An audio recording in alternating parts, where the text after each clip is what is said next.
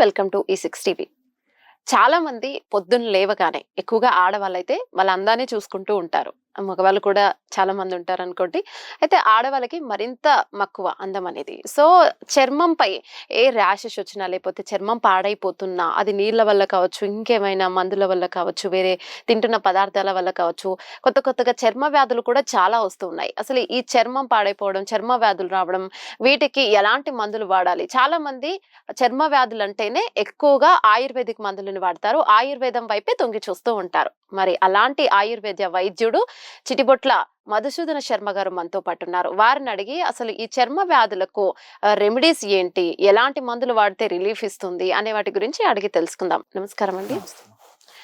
అసలు చాలా మంది చర్మ వ్యాధి వస్తే గనక చాలా బాధపడిపోతూ ఉంటారు. ఎందుకంటే ఈజీగా కనిపించేస్తుంది పైకి, కాబట్టి దాన్ని దాచుకోవాలి లేదా క్లియర్ చేసుకోవాలి అనే తపన ప్రతి ఒక్కరిలో ఉంటుంది. కాబట్టి ఆయుర్వేదం అంటే తప్పకుండా రిలీఫ్ అవుతుంది అని ఒక నమ్మకంతో వస్తూ ఉంటారు. అసలు మీకు తెలిసిన ఆయుర్వేదంలో మీకు తెలిసిన మందు ఏంటి, ఎలా తయారు చేసుకోవాలి, చర్మ సమస్యలకి రిలీఫ్ ఇచ్చేది ఏంటి? చర్మ వ్యాధులు రెండు రకాలమ్మా. సో తరుణ వ్యాధులు అంటే అక్యూట్ డిసీజెస్, అంటే కొన్నాళ్ల పాటు వేధించి పీడించి ఇబ్బంది పెట్టి తగ్గిపోయేవి కొన్ని ఉంటాయి. కొన్ని క్రానిక్ డిసీజెస్ అంటే అది రావడమే తర్వాయి వచ్చిన తర్వాత ఒక పట్టణంలో పోదు. తరుణ వ్యాధులు అంటే జనరల్ గా ఈ గజ్జి, అదే విధంగా కొంతవరకు తామర కూడా ఈ మధ్య కాలంలో దీర్ఘ వ్యాధి కింద పరిణమించింది. సో గజ్జి, దురదలు, తర్వాత ఇలాంటివన్నీ కూడా కొన్నాళ్ల పాటు ఇబ్బంది పెట్టి తగ్గిపోతుంటాయి. అదేవిధంగా దీర్ఘకాల వ్యాధులు లేదా క్రానిక్ డిసీజ్ అనేసరికి తెల్ల మచ్చలు, సోరియాసిస్, లైకెన్ ప్లానస్ ఇలాంటివి అనేక రకాల చర్మ వ్యాధులు దీర్ఘకాలం పాటు వేధిస్తుంటాయి. ఇప్పుడు నేను చెప్పబోయేటువంటి యొక్క ఫార్ములా ఏదైతే ఉందో తరుణ వ్యాధులకి, అంటే ఈ మధ్య కాలంలో వచ్చినటువంటి వ్యాధులకి ప్రధానంగా ఉపయోగపడేటువంటి ఫార్ములా. మొదట్లోనే మీరు ప్రస్తావించినట్లు చర్మ వ్యాధుల గురించి ఆలోచన చేసినట్లయితే సమాజంలో కూడా ఇప్పటికి కూడా మరి పురాతన కాలం నుంచి కూడా ఈ రోజు వరకు కూడా చర్మ వ్యాధులు అంటే ఆయుర్వేదం పైన పెద్ద మక్కువమ్మా, పెద్ద నమ్మిక. అదేవిధంగా దాని యొక్క ఫలితాలు కూడా కలుగుతుంటాయమ్మా, మేము కూడా చూస్తుంటాం కదా. ఇంకొకటి ఇక్కడ గమనించాల్సింది ఏమంటే అనేక రకాల చర్మ వ్యాధులకు సంబంధించి ఆధునిక కృత్రిమ రసాయన పదార్థాలు ఏవైతే ఉన్నాయో తాత్కాలిక ఉపశమనం కలిగించేటువంటి పరిస్థితి ఉంటుంది, కానీ మరి దీర్ఘకాలికంగా వాటి యొక్క ప్రభావము మరి ఆశించిన స్థాయిలో ఉండదు. అంతేకాకుండా దీర్ఘకాలం పాటు వాడినప్పటికీ సైడ్ ఎఫెక్ట్స్ వచ్చేటువంటి పరిస్థితి కూడా ఉండేటువంటి పరిస్థితి ఉంటుంది. కాబట్టి వైద్యులు కూడా ఆచితూచే తప్పని పరిస్థితుల్లోనే వాటికి సంబంధించిన ఔషధాలు కూడా అవసరాన్ని బట్టి వాడుతుంటారమ్మా.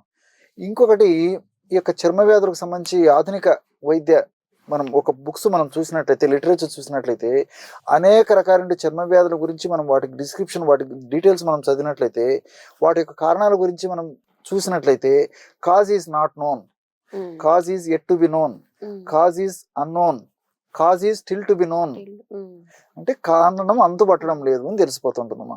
సో ఇలాంటివి ఎక్కువ వాటికి మనకు తెలిసిపోతుంటాయి. కానీ ఆయుర్వేద వైద్య విధానంలో దోషాలను ఆధారం చేసుకొని దోషాల యొక్క ప్రకోపం అంటే వాత దోషము, పిత్త దోషము, కఫ దోషము వీటిని ఆధారంగా చేసుకుని వ్యాధి నిర్ధారణ చేసేసి చికిత్స చేసేసి ఆ వ్యాధికి ఆ దోషాలకు సంబంధించినటువంటి చికిత్స చేయడం వల్ల మరి దీర్ఘకాలికంగా లేదా ఎక్కువ శాతం మందిలో శాశ్వతంగా కూడా జబ్బులు తగ్గిపోయేటువంటి అవకాశం ఉంటుందమ్మా. సో ఆయుర్వేద వైద్య విధానానికి మరి ఆధునిక వైద్య విధానంలో ఉన్నటువంటి ఆ యొక్క తేడాలు జస్ట్ అవగాహన నిమిత్తం తెలియజేయడం జరుగుతుందమ్మా. కాబట్టి దేని పరిమితులు వాటికి ఉన్నాయన్నమాట. మరి ఈ యొక్క చర్మ వ్యాధులకు సంబంధించి పైపూత మందులు, రకరకాల మందులు ఉన్నాయమ్మా. ఎక్కువ మంది వాడి అదేవిధంగా ఎక్కువ ప్రయోజనం ఇచ్చి ఆ ఫీడ్బ్యాక్ కూడా నేను తీసుకున్న తర్వాతనే ఇప్పుడు మీకు చెప్పబోయేటువంటి ఫార్ములా కూడా ఎలా తయారు చేసుకోవాలో చెప్పబోతున్నాను అనమాట. కేవలము 2 పదార్థాలు లేదా 3 పదార్థాలు చెప్తామా. కేవలం 3 పదార్థాలతోనే బ్రహ్మాండమైన ఔషధం తయారు చేసుకుని వాడుకోవచ్చు. దీనికి కావలసిన పదార్థాలు కూడా ఆశ్చర్యపోతారు. లవంగాలు, ఒక 10 గ్రాముల లవంగాలను కాస్త వేయించేసి పౌడర్ తయారు చేసుకోవాలి. అదేవిధంగా నల్ల జీలకర్ర, మనం జీలకర్ర అంటే ఆహార పదార్థంగా వాడతామమ్మా, ప్రతి ఇంట్లో ఉంటుంది. ఆహార పదార్థంగా వంటకాల తయారీలో జీలకర్ర వాడతాం, కానీ నల్ల జీలకర్ర ఔషధంగా వాడతారమ్మా ప్రధానంగా. సో మార్కెట్లో దొరుకుతుంది. నల్ల జీలకర్రను కూడా కాస్త వేయించేసేసి పొడి చేసేసుకొని ఒక 10 గ్రామ్స్ అంటే ఒక 2 టీ స్పూన్లు అనుకోండి. అది 100 ml కొబ్బరి నూనె. సింపుల్ అమ్మా. నల్ల జీలకర్ర, కొబ్బరి నూనె, లవంగాలు, నల్ల జీలకర్ర, కొబ్బరి నూనె మొత్తం 3 బాగా కలిపేసేసి ఒక గాజు సీసాలో నిల్వ ఉంచుకొని రోజు ఒక్కసారి, కొద్దిగా ఉంటే సమస్య ఎక్కువగా ఉంటే రోజు 2 సార్లు బాగా కలిపేసేసి ఆ చర్మ భాగంలో పట్టించి సున్నితంగా జస్ట్ మర్దన చేసి వదిలిపెట్టేసేయాలి. ఒక గంట కొబ్బరి అంటే కొబ్బరి నూనెమ్మా, కొబ్బరి నూనె. కోకోనట్ ఆయిల్ మనం అంటే కొబ్బరి నూనె అంటే మనం తయారు చేసుకున్న నూనె అయితే ఇంకా బెస్ట్ అని చెప్పుకోవచ్చు. మంచిదమ్మా. ఒకవేళ వీలు లేని పక్షంలో మరి మార్కెట్ లో కూడా మంచి కొబ్బరి నూనె దొరుకుతున్నాయి కాబట్టి మంచి కొబ్బరి నూనె తీసుకుంటే సరిపోతుందమ్మా. ఒరిజినల్ కొబ్బరి నూనె కూడా దొరుకుతుంది. సో అలాంటి మంచి కోకోనట్ ఆయిల్ తీసుకోవడం వల్ల రిజల్ట్స్ ఆశాజనకంగా ఫాస్ట్ గా ఉంటాయి అనమాట. సో ఈ విధంగా తయారు చేసుకున్న ఆయిల్ ని సమస్య తీవ్రతను బట్టి ఒక్కసారి కానీ 2 సార్లు కానీ వాడుకోవచ్చుమా. సమస్య తగ్గే కొద్దీ మరి రోజు మార్చి రోజు కానీ 2 రోజులకు ఒకసారి 3 రోజులకు ఒకసారి ఈ సమస్య తగ్గేంత వరకు వాడుకోవచ్చుమా. ఈ విధంగా వాడుకోవడం వల్ల దురదలు తగ్గిపోతాయి, చర్మ వికారాలు ముఖ్యంగా నల్లగా చర్మం అయ్యేటువంటి పరిస్థితి ఏర్పడుతుంది. అదేవిధంగా ఈ గజ్జి అనేటువంటి పరిస్థితి నుంచి బయటపడవచ్చు. గజ్జి కూడా ఒక పట్టణంలో ఉన్నదమ్మా. రకరకాల మందులు వాడినప్పటికీ స్కాబీస్ అని చెప్పి చెప్తుంటారమ్మా, ఒక క్రిమి నుంచి వస్తుంది అనమాట. అది క్రిమి వల్ల చర్మ సమస్య కలుగుతుంటుంది. ఒక పట్టణంలో ఉన్నదమ్మా. నెలల పాటు కూడా వేధిస్తుంటుంది అన్నమాట. కొంతమందికి అయితే 2 నెలలు 3 నెలలు కూడా ఇబ్బంది పెడుతుంటుంది. సో ఈ యొక్క ఔషధం చాలా చాలా చక్కగా అద్భుతంగా పనిచేస్తుంది అనమాట. కాబట్టి ఈ పద్ధతిలో ఈ యొక్క ఔషధాన్ని వాడుకోవడం వల్ల సూక్ష్మంలో మోక్షం అన్నట్టు అత్యంత చౌకైనటువంటి ధరతోనే మెందైనటువంటి చర్మ ఆరోగ్యాన్ని పొందడానికి అవకాశం ఉంటుంటుంది. కాబట్టి మరి అందరూ వాడుకోవచ్చు. అదేవిధంగా మరి నేను చెప్పినటువంటి వ్యాధులకు ముఖ్యంగా ఈ యొక్క గజ్జికి చాలా బాగా పనిచేస్తుంది. అట్లే తామర వ్యాధమ్మా, దాన్నే రింగ్వామ్ అనేటువంటి పేరుతో పిలుస్తుంటారు. ఈ తామర వ్యాధి కూడా మరి కొంతమందిలో ఏదో కొన్నాళ్ల పాటు ఉండి తగ్గిపోతే మాత్రం కొంతమందికి దీర్ఘకాలం పాటు చాలా ఇబ్బంది పెడుతుంటుంది. కాబట్టి మరి దీర్ఘకాలిక వ్యాధి అని చెప్పేసి కూడా చెప్పాల్సిన పరిస్థితి ఏర్పడింది.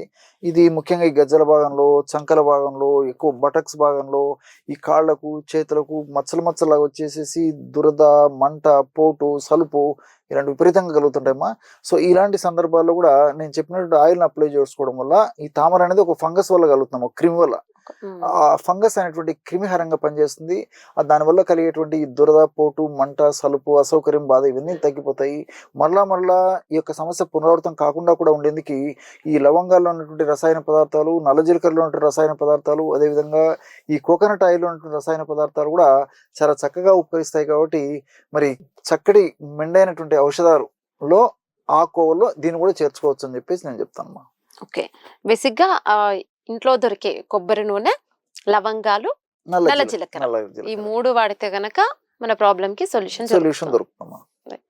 చూసారు కదా, చాలా మంది చర్మంపై తామర కానీ, గజ్జి కానీ, ఇంకేమైనా దద్దుర్లు వచ్చినా, ర్యాషెస్ వచ్చినా చాలా మంది వెంటనే మెడికల్ షాప్ కి వెళ్ళి లేదంటే డాక్టర్ దగ్గరికి వెళ్ళి వెంటనే క్రీమ్స్ అని చెప్పి, టాబ్లెట్స్ అని చెప్పి ఎక్కువగా వాడుతూ ఉంటాం. సో ప్రతి చిన్న దానికి టాబ్లెట్స్ అని, ఇంజెక్షన్స్ అని ఇలాంటివి కాకుండా అప్పుడప్పుడు ఇంట్లో దొరికే వాటితోనే రెమెడీస్ చేసుకొని వాడితే గనక ఉపశమనం పొందవచ్చు. ఒకవేళ ఉపశమనం పొందపోతే ఆ తర్వాత గనక ఇంగ్లీష్ మెడిసిన్స్ వాడడం మంచిదని అందరి అభిప్రాయం. కాబట్టి మీకు సమయం దొరికితే మొదటగా ఇంట్లో దొరికే వాటితోనే రెమెడీగా తయారు చేసుకొని చూసుకోండి. ఆ తర్వాత వేరే మార్గం చూసుకోవడం ఉత్తమం.